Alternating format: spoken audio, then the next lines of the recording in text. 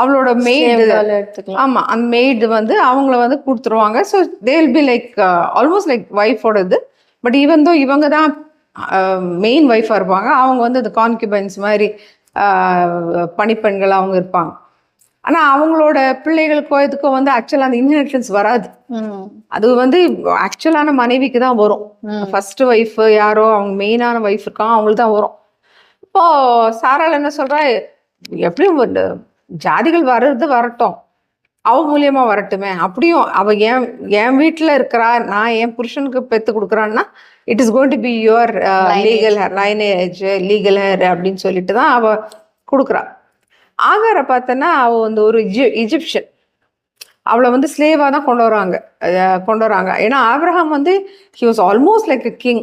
அந்த அளவுக்கு அவனுக்கு வந்து ஆட்கள் இருந்தாங்க, பணம் இருந்துச்சு, நல்ல செழிப்பான ஆளாக இருந்தான், நல்லாவே இருந்தான் அவன். ஸோ